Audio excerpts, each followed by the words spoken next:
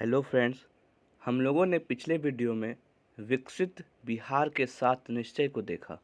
उसमें हम लोगों ने देखा आरक्षित रोजगार, महिला का अधिकार, दूसरा हर घर नल का जल, तीसरा घर तक पक्की गली नालियाँ, चौथा देखा था आर्थिक हल युवाओं पर बल, पांचवा देखा था शौचालय निर्माण घर का सम्मान, छठा देखा था हर घर बिजली लगातार और सातवां देखा था अवसर बढ़े आगे बढ़े। तो फ्रेंड्स, जैसा कि हम लोगों ने पिछले वीडियो में बताया कि जब 2015 का विधानसभा चुनाव था बिहार में, तो नीतीश कुमार जी ये वादे किए थे 7 निश्चय लाने का। तो जब उनके कार्यकाल 2015 से 2020 तक में पूरा हुआ, तो इसमें से बहुत सारी चीज़ें जो कंप्लीट हो गई और बहुत सारी चीज़ें आगे चल रही है। तो फ्रेंड्स, उसके बाद क्या हुआ, 2020 से 2025 तक इस 7 निश्चय को फिर से 7 निश्चय 2.0 लाने का फैसला लिया और यह कार्यक्रम 7 निश्चय 2 के रूप में जाना गया और इसको स्वीकृति 15 दिसंबर 2020 को मिल गया। तो फ्रेंड, चलिए आज हम समझने वाले हैं आत्मनिर्भर बिहार के 7 निश्चय 2 में क्या क्या प्रावधान है और क्या किन योजनाओं का बात करते हैं। तो चलिए फ्रेंड, सबसे पहला बात करते हैं युवा शक्ति बिहार की प्रगति। तो बता दें फ्रेंड कि पिछले वीडियो में क्या था, उसमें हम लोगों ने दो चीज़ देखा था। एक था अवसर बढ़े आगे बढ़े और दूसरा पढ़ा था आर्थिक हल युवाओं को बल, मतलब कि युवाओं के ऊपर काम किया जा रहा था। तो दोनों को मिला करके यहाँ पे किया है युवा शक्ति बिहार की प्रगति। तो इसमें क्या कर रहा है, हर जिले में मेगा स्किल का स्थापना कर रहा है। मेगा स्किल में क्या होता है कि वहाँ पे छोटे छोटे कोर्स लाएंगे जो पॉलिटेक्निक नहीं किए हैं, जो पैरामेडिकल नहीं किए हैं, या कोई भी विद्यार्थी में टेक्निकल चीज़ में नहीं है, तो वहाँ पे एक छोटा छोटा कोर्स लाया जाएगा और उसके अंदर आप दाखिला करके अपने आप को शिक्षण और अपना प्रशिक्षण, तकनीक प्रशिक्षण कर सकते हैं। दूसरा है हर प्रमंडल में टूल रूम एवं ट्रेनिंग सेंटर। हर प्रमंडल, जितने प्रमंडल है, 101 प्रमंडल है, तो जैसे कि 9 प्रमंडल है, 9 प्रमंडल में क्या होगा, एक ट्रेनिंग सेंटर होगा। तो 9 प्रमंडल में ट्रेनिंग सेंटर एक एक रहेगा, वहाँ पे आप जाके ट्रेनिंग कर सकते हैं। तीसरा है स्किल एवं उद्यमता हेतु नया विभाग, मतलब स्किल को बढ़ाने के लिए, नए उद्योग के बारे में जानने के लिए उसका नया विभाग बना रहेगा कि आप जाके स्पेशली उनसे मिलिए। एवं उद्यमिता विकास हेतु अनुदान, मतलब और क्या है कि उसका उद्यमिता को विकास करने के लिए भी आपको अनुदान मिलेगा। चौथा बात क्या है, आईटीआई एवं पॉलिटेक्निक संस्थानों में सेंटर ऑफ एक्सीलेंस की स्थापना। तो फ्रेंड, जैसा कि मैंने पहले ही बोला और हम लोगों ने पिछले वीडियो में भी बात किया, क्या बात किया कि अवसर बढ़े आगे बढ़े। तो उसमें क्या हो रहा था, पैरामेडिकल का स्थापना हो रहा था, उसमें क्या हो रहा था, पॉलिटेक्निक का स्थापना हो रहा था, उसमें क्या हो रहा था, आईटीआई, सरकारी आईटीआई का स्थापना हो रहा था। अब क्या हुआ कि स्थापना तो हो गया, अब उसमें भी तो एक स्टेप आगे बढ़ना है। उसमें और एक स्टेप क्या बढ़ गया, सेंटर ऑफ एक्सीलेंस की स्थापना। वहाँ पे मतलब एक विभाग बना दिया, उसमें जो जो बच्चे अच्छे हैं उसके लिए स्पेशल चीज़ किया जाएगा, कि इस तरह से किया जाएगा कि वह जो है पूरा राज्य में नाम करे, उसके बाद देश में भी नाम करे। इसलिए सेंटर ऑफ एक्सीलेंस की स्थापना करने का बात किया। चलिए फ्रेंड्स, अब दूसरा बात हम लोग करें, सशक्त महिला, सक्षम महिला। तो फ्रेंड, जैसा कि हम लोगों ने विकसित बिहार के 7 निश्चय जो 2015 से 2020 तक लाया गया था, उसमें था आरक्षित रोजगार, महिला का अधिकार। तो उसमें हम लोगों ने क्या बात किया था, उसमें बात किया था कि 35% आरक्षण मिलेगा सभी सेवा में, चाहे कोई भी काम हो उसमें 35% आरक्षण मिलेगा। तो उसी को अब एक स्टेप और आगे बढ़ाया, तो अब आरक्षित रोजगार, महिला का अधिकार से नाम बदल के क्या कर दिया, सशक्त महिला, सक्षम महिला। तो इसमें क्या हुआ, क्षेत्रीय प्रशासन में आरक्षण। जैसा कि हम लोग जानते हैं कि पंचायती राज विभाग में महिलाओं को 50% का आरक्षण है। दूसरा क्या है, स्वयं का उद्योग स्थापित करने हेतु अनुदान। अगर कोई महिला स्वयं का उद्योग अपना बनाना चाहती है तो उन्हें अनुदान मिलेगा, उन्हें धनराशि मिलेगा। तीसरा है उद्योगों में परियोजना लागत का 50% अधिकतम 5 लाख रुपए तक का अनुदान और 5 लाख तक का ब्याज मुक्त ऋण। तो इसमें बिहार सरकार क्या कर रही, जो महिलाओं को प्रोत्साहन देने के लिए अगर वो कोई उद्योग परियोजना में लागत लगाता है तो उसमें क्या होगा कि 5 लाख, मतलब कि अगर 10 लाख रुपए लगा रही है कोई महिला तो उनमें 5 लाख तक राज्य सरकार उन्हें देगी। और इसमें 5 लाख तक जो है उसमें ब्याज भी मुफ्त रहेगा, मतलब मदद के रूप में दिया जाएगा और फिर उसे बिना कोई इंटरेस्ट लिए ही वापस ले लिया जाएगा। अगला है उच्चतर शिक्षा हेतु महिलाओं को प्रोत्साहन। जैसा कि हम लोग जान ही रहे हैं उच्चतर शिक्षा होते हैं तो क्या क्या कर रहे हैं, तो उसके लिए देखिए 12th तक अविवाहित महिला अगर रहेगा तो उसे 25,000 रुपये मिलेगा, अगर स्नातक पास महिला रहेगा तो उसे 50,000 रुपये मिलेगा। तो फ्रेंड, ये जितने भी महिलाएं हैं या जितने भी बहन हैं और जितने भी दोस्त हैं तो उन्हें भी क्या है कि ये सब जितने भी स्कीम आते हैं, आत्मनिर्भर बिहार के 7 निश्चय 2.0 या विकसित महिला के 7 निश्चय, तो इसमें से जितने भी चीज़ें दिए गए हैं योजनाएं में, अगर आप कहीं भी इसमें आपको नहीं पता है कि यहाँ पे है, तो आप इसको क्या कर सकते हैं, धीरे धीरे इसको आप अपने, अगर कोई प्रॉफिट मिल रहा है, कोई बेनिफिट्स आपको मिल रहा है तो आप अपना नामांकन करके भी इससे प्रॉफिट ले सकते हैं। तीसरा है हर खेत तक सिंचाई का पानी।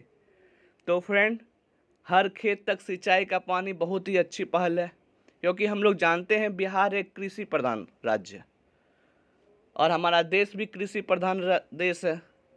तो अगर कृषि प्रधान राज्य है तो इसमें से हम लोग जानते हैं कि बहुत सारे ऐसे ज़िले हैं जिसमें पानी के अभाव से वहाँ पे धान का फसल नहीं हो पाता है।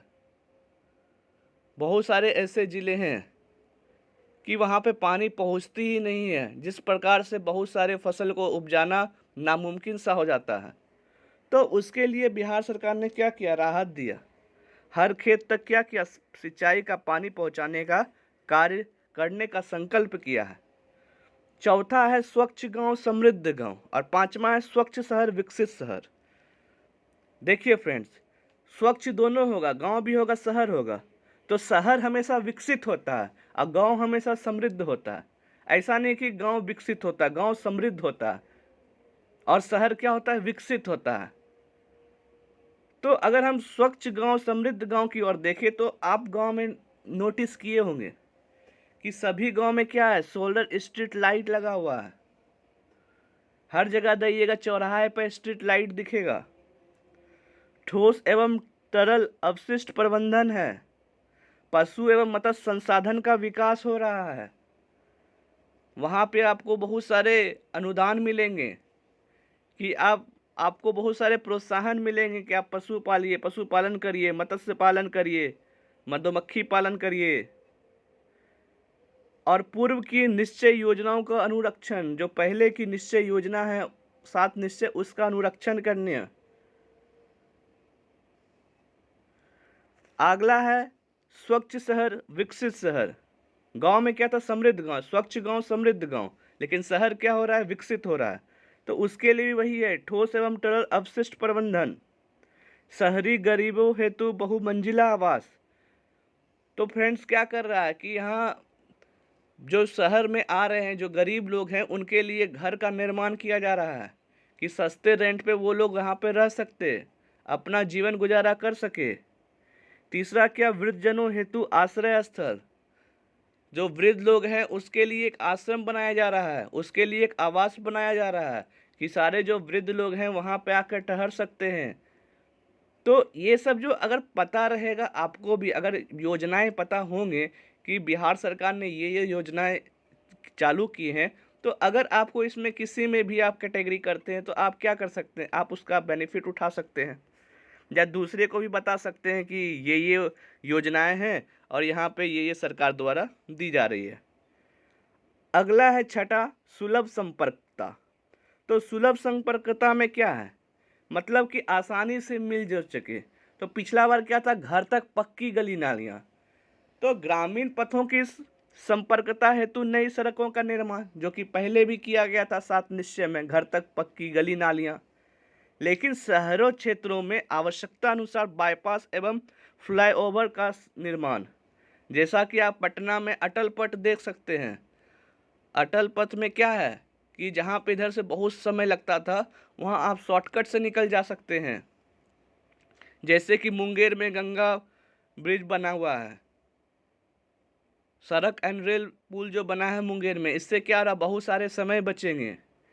उसी प्रकार अगर जम्मू जाइएगा तो वहाँ भी बाईपास बना हुआ है, तो उसमें क्या हो रहा है कि आप जो शहर बिजी शहर है उसके अंदर ना घुस करके क्या हो रहा है, बाहर बाहर से कट के आप दूसरे एक स्थान से दूसरे स्थान जा रहे हैं। तो इस वजह से क्या होता है कि आपको परेशानी नहीं होगा, आपका समय का बचत होगा, जो कि एक राज्य के लिए बेनिफिट होगा, उसी प्रकार एक देश के लिए भी प्रॉफिट ही होगा। तो सुलभ संपर्कता को लाया गया है और इस पे भी बहुत अच्छा से काम चल रहा है। और सातवां है सबके लिए अतिरिक्त स्वास्थ्य सुविधा। फ्रेंड, जैसा कि जानते हैं कि बिहार में स्वास्थ्य सुविधा बहुत ही आवश्यक है, तो बेहतर पशु स्वास्थ्य प्रबंधन हेतु आधारभूत व्यवस्थाएं किया गया है कि पशु के स्वास्थ्य के लिए उसके भी आधारभूत संरचनाएं किए गए हैं। दूसरा है गांव गांव तक लोगों के लिए स्वास्थ्य सुविधाओं के लिए बेहतर व्यवस्था। हर गांव में आशा दीदी, हर गांव में बहुत सारे अस्पताल के भी स्थापना की बात चल रही है। तीसरा है हृदय में छेद के साथ जन्मे बच्चों के लिए निःशुल्क उपचार हेतु बाल हृदय योजना। तो फ्रेंड्स, इस सब योजना को का पता होना चाहिए कि बाल हृदय योजना किसके लिए है। जिस बच्चे का जन्म के समय में ही अगर हृदय में छेद हो जाता है तो उसके उपचार के लिए सरकार, बिहार सरकार निःशुल्क ही उपचार करेगी। और किस योजना के तहत? बाल हृदय योजना के तहत।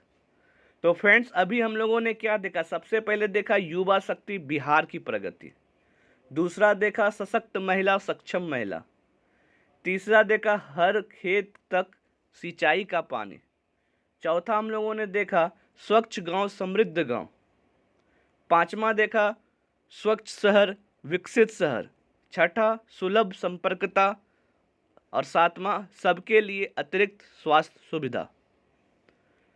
तो फ्रेंड्स, हम लोगों ने अभी देखा कि आत्मनिर्भर बिहार के 7 निश्चय 2, और इससे पहले वीडियो में देखा था विकसित बिहार के 7 निश्चय। तो फ्रेंड्स, एक आपको यहाँ पे दिक्कत हो सकती है कि दोनों में क्या क्या हैं और इसमें क्या क्या अंतर हो सकते हैं।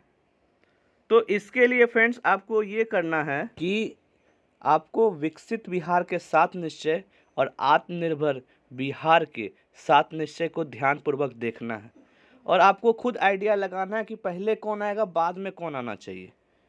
चलिए अब हम लोग दोनों में कंपेयर करते हैं, दोनों में कंपेयर क्या क्या हो सकता है। तो फ्रेंड, पहले हम लोगों ने उन बिंदुओं को उठाया, उन 7 निश्चय में से उठाया जो उसको फिर आगे एक स्टेप बढ़ाया गया। जैसे कि आरक्षित रोजगार महिला का अधिकार, इसमें क्या हुआ कि एक स्टेप आगे बढ़ाया सशक्त महिला सक्षम महिला। तो फ्रेंड, आपको यहाँ पे सोचना है, क्या पहले हम आरक्षित करेंगे तब ना उसे सशक्त बनाएंगे? ऐसा थोड़ी है पहले सशक्त बना लेते हैं उसके बाद आरक्षित देते हैं। तो पहले कौन आएगा आपको खुद पता चल जाएगा कि पहले ये आना चाहिए, आरक्षित रोजगार महिला का अधिकार आना चाहिए, उसके बाद सशक्त महिला सक्षम महिला आया। दूसरा, अगर बात करें घर तक पक्की गली नालियाँ, तो फ्रेंड्स पहले घर तक गली नालियाँ सब लाएंगे, उसके बाद ना सुलभ संपर्कता होगा। उसी को एक स्टेप और बढ़ाया कि सुलभ संपर्कता मतलब कि कहीं से बाईपास निकाल दिए, कहीं से ओवरफ्लाई बना दिए, तो वो तो बाद में आएगी। सबसे पहले हम लोग क्या कर सकते हैं, पहले घर तक पक्की गली नालियाँ कर लेते हैं, सड़क बना लेते हैं पक्की, जो गांव बहुत सुदूर गांव हो गए उससे जोड़ लेते हैं। उसी प्रकार अगर हम तीसरा बात करते हैं, तीसरा चौथा जो 7 निश्चय का था, आर्थिक हल युवाओं को बल, और चौथा था अवसर बढ़े आगे पढ़े। तो ये दोनों को मिला करके अब नया इसमें क्या लाया, युवा शक्ति बिहार की प्रगति।